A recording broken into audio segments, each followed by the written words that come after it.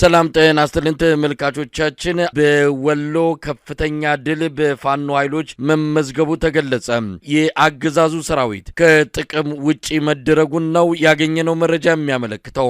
በወሎ በሸዋ በጎጃም የተካሄዱ ባሉ የሉና ተጋድሎች ከፍተኛ ቁጥር ያለው የአገዛዙ ሰራዊት ሽንፈት እየገጠመው መሆኑን ተከትሎ የአብይ አህመድ አገዛዝ ወታደራዊ አመራሮችን ወደ አዲስ አበባ መጥራቱም እየተነገረ ነው። የአማራ ክልል ብልጽግና አመራሮችም ለልዩ ስብሰባ መጠራታቸው እየተነገረ ነው።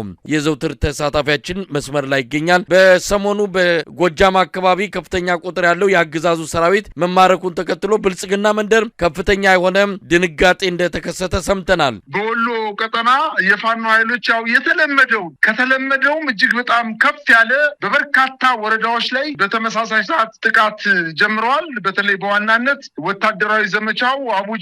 ከደሴ ወደ ምዕራብ ወሎ የሚወስደው ዋና የአውራ ጎዳና መንገድን ተቆጣጥረዋል። ታህሳስ 28 የአማራ ፋኖ ብሔራዊ ኃይል ሚኒሊክ እዝ እና የአማራ ፋኖ ሸዋ ጠቅላይ ግዛት እዝ ከወሎ እስከ ሸዋ ቀጠና አዋሳኝ የሆኑ ወረዳዎች ላይ በተለይ በዋናነት የምዕራብ ወሎና በሰሜን ሸዋ የደቡብ ቀጠናዎች አካባቢ ላይ በሚያካልሉ አጎራባች ወረዳዎች ላይ ከፍተኛ ጥቃት ነው እየፈጸሙ የሚገኙት። ዘመቻውን መጀመሪያ ስንታየው ማሞ ወይም ራምቦ ብለው የጀመሩት ዘመቻ ከሌሊቱ 10 ሰዓት ጀምሮ በርካታ አካባቢዎችን በተመሳሳይ ሰዓት ከባድ ጥቃት መክፈታቸውን አስታውቀዋል። ዘመቻ ራምቦ መቅደላ፣ ተንታ፣ አጅባር፣ ወግዲ፣ አምባሰል፣ ለገሂዳ፣ ለጋምቦ፣ ተውለደሬ፣ ጃማደጎሎ፣ ልጓማ፣ ከለላ እነዚህ 11 ወረዳዎችን ያካለለ ጥቃት ነው የከፈቱት። በእነዚህ በ11 ወረዳዎች ላይ በተመሳሳይ ሰዓት ከፍተኛ ጥቃት በመሰንዘር በርካታ ወታደራዊ ምሽጎችን መደርመስ ችለዋል። እንግዲህ የአገዛዙ ሰሜን ምስራቅ እዝ 801ኛ ኮር አድማ ብተና፣ ሚኒሻ፣ ፖሊስ፣ የብልጽግና አመራሮች መሳሪያ ይዘው ሳይቀር ከፍተኛ መከላከል ቢያደርጉም አልቻሉም ማለት ይቻላል። ከፍተኛ ምት ደርሶባቸው በ3 እና በ4 ወረዳዎች ላይ ተበትነው የፋኖ ኃይሎች እነዚህ ወረዳዎች መቆጣጠር ችለዋል። እንግዲህ እስካሁን ባለው መረጃ ከሆነ ከለላ ወረዳ፣ መቅደላ ወረዳ፣ ተንታ፣ አጅባር ከተማዎችንና ወረዳዎችን ተቆጣጥረዋል። በተለይ በመቅደላ ወረዳ ማሻ ከተማ ላይ የፋኖ ኃይሎች በአገዛዙ ጦር ላይ በከፈቱት ውጊያ በርካታ ጦር ተደምስሷል። ኦራልም ጨምሮ በርካታ ወታደራዊ ሎጂስቲክስ የያዙ ተሽከርካሪዎች ከነሙሉ ሎጂስቲክሳቸው ከነሙሉ ሬሽናቸው በፋኖ ቁጥጥር ውስጥ እንደገቡ ነው መረጃዎች የሚያመላክቱት። የጦር አባላቱንም አመራሮችን ጨምሮ በእጃቸው እንዳስገቧቸውና በተለይ በዋናነት ደብረዘይትና ኮሬብ የነበረው የአገዛዝ ጦር 1 ሰዓት ባልሞላ ጊዜ ውስጥ በፋኖ ኃይሎች ውጊያ ተበትኗል ተብሏል። በተንታ ወረዳ አጅባር ከተማ የፋኖ ኃይሎች ገብተዋል። የአገዛዙ ጦር ደግሞ ክፉኛ ተመቶ ተበታትኖ ወደ ሌሎች አጎራባች ወረዳዎች እንደሸሸ ነው መረጃዎች የሚያመላክቱት። ተንታ አሁን በከባድ እና በቡድን መሳሪያ ከፍተኛ ውጊያ እየተደረገ እንደሚገኝና ከደሴ ተንታ ወደ መቅደላ የሚወስደው ዋና መንገድ በፋኖ እጅ ቁጥጥር ውስጥ መግባቱንና ይሄንን ተመልሶ ለመያዝ የአገዛዝ ጦር ሰራዊት አሰማርቶ ዋናውን አውራ ጎዳና ለመቆጣጠር ጥረት ቢያደርግም እንዳልቻለ ነው መረጃዎች እያመላከቱ የሚገኙት። የወሎና ሸዋ አዋሳኝ የሆነችው የከለላ ወረዳ የፋኖ ኃይሎች አሁን ተቆጣጥረዋታል። እንግዲህ የአማራ ፋኖ ብሔራዊ ኃይልና የአማራ ፋኖ ህዝባዊ ድርጅት በጋራ ወረኢሉ፣ ለገሂዳ፣ ወይና አምባና ጃማ ደጎሎ አካባቢዎች በጋራ አንደኛው በምስራቅ በኩል አንደኛው በደቡብ በኩል አድርገው በመሃል የአገዛዙ ጦር አስገብተው ከፍተኛ የሆነ ጥቃት ሰንዝረውበት ራሱን መከላከል እስኪያቅተው ድረስ በየገደሉ ገብቶ ተበትኖ እንደሚገኝ መረጃዎች እያመላክቱ የሚገኙት። የሐሰት እንግዲህ ክምር የእውነትን ብርሃን ሊያዳፍነው እንደማይችል በሸዋ እና በወሎ የተደረገው ጥቃት አመላካች ነው ማለት ይቻላል። እንግዲህ የአማራ ፋኖ ብሔራዊ ኃይል ንጉስ ሚካኤል አሪ፣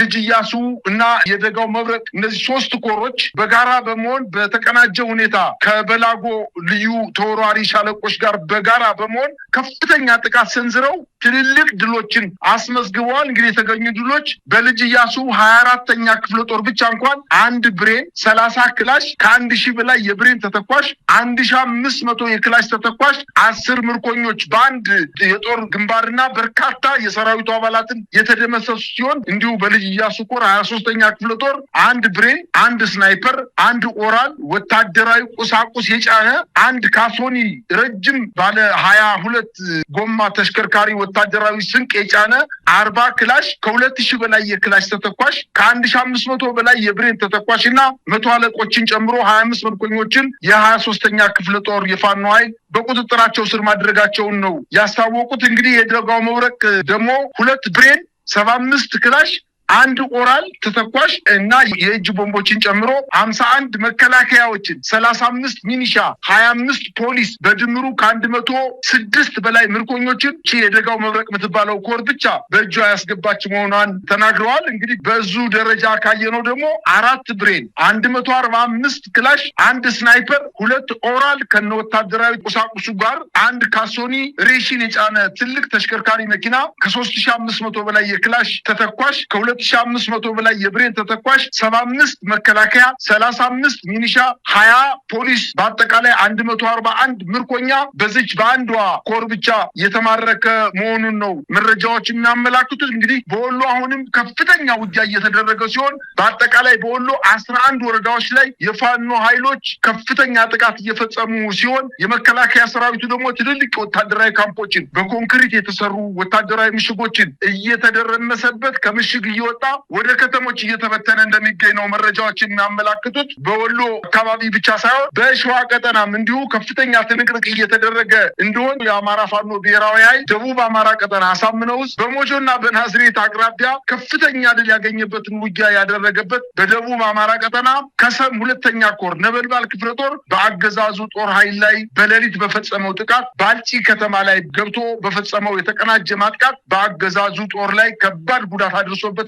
ነበልባል ክፍለ ጦር ለማፈን እና ለመምታት ታሳቢ አድርጎ ጉዞ የጀመረው የአገዛዝ ጦር በመልሶ ማጥቃት በሌሊት በተፈጸመ ጥቃት ሙትና ቁስለኛውን እንኳን ማንሳት ሳይችል አዝረግቆ ከቦታው እንደሸሸ ነው መረጃዎች የሚያመላክቱት።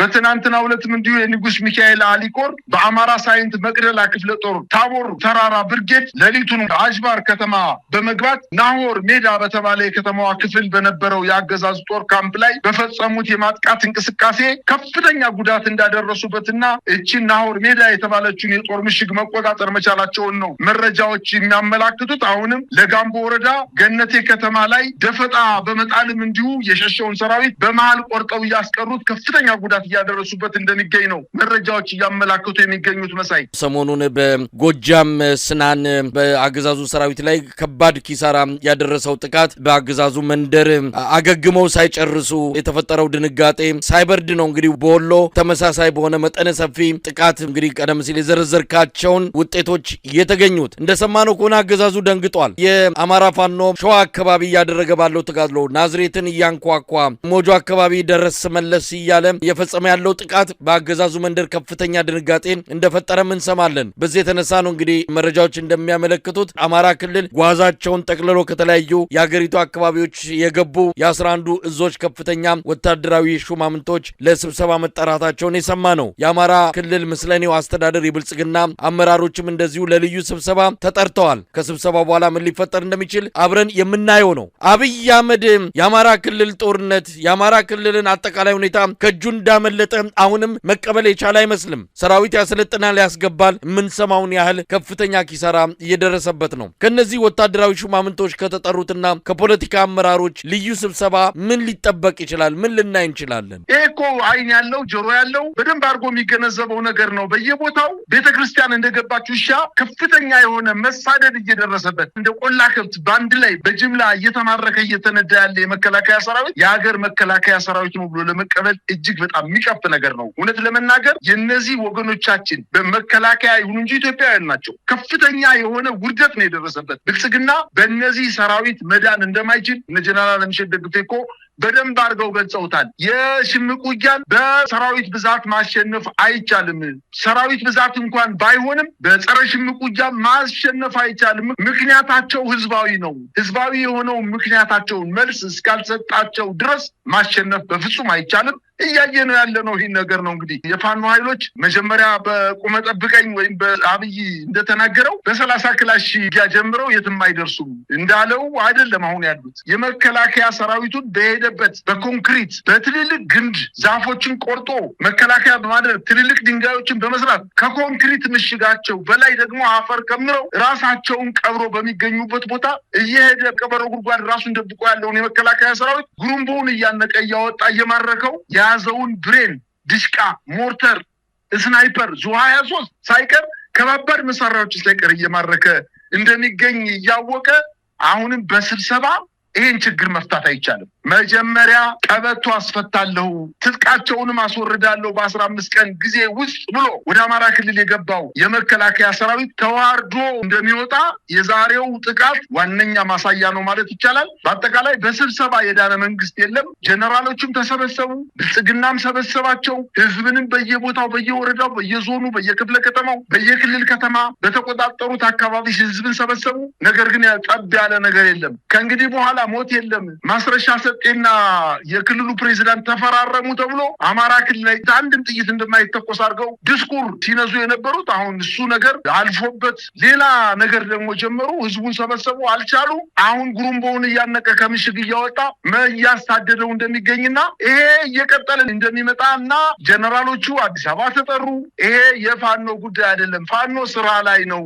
ግመሎች ይሄዳሉ፣ ውሾች ይጮሃሉ እንደሚባለው እነሱ በመድረክ አየሩ ሞልተው ይዘውታል። ነገር ግን የፋኖ ኃይሎች ስራቸውን እየሰሩ የመከላከያ ሰራዊቱን የሚባለውን የኢትዮጵያን ህዝብ የማይወክል በሄደበት ሁሉ የተጠላ በህዝብ ዘንድ ምንም ተቀባይነት የሌለው ስርዓት ደጋፊ ሆኖ በአማራ ክልል በከፈተው ውጊያ ውርደት ደርሶበታልና በስብሰባ የሚድን ስርዓት እንደሌለ የወሎና የሸዋ በየሰሞኑና የጎጃሙ የስናን ወረዳ ምርኮ እጅግ በጣም ማሳያ ነው ማለት ይቻላል። እንግዲህ እነሱ አሁንም ሽንፈታቸውን ላለመዋጥ የራሳቸውን ሰራዊት የመከላከያ ልብስ አልብሰው በገፍ እየነዱ ይህን ያክል ማርከናል እያሉ የውሸት ነገር እያሰራጩ ነው ብለው ተናገሩ። ነገር ግን የተማረኩት ሰራዊት በኦሮምኛ ሲናገሩ፣ በወላይትኛ ሲናገሩ፣ በሲዳምኛ ሲናገሩ፣ በተለያየ ከአማራ ክልል በሚነገሩ ቋንቋዎች አቀላጥፈው ተናግረው እናቴ አታስቢ ከመልካም ሰዎች እጅ ወድቄያለሁና ባለመሞቴ ያንቺ ጸሎት ነው በህይወት ያቆየኝ በማለት ለእናቶቻቸው በራሳቸው ቋንቋ መልእክት ሲያስተላልፉ ነው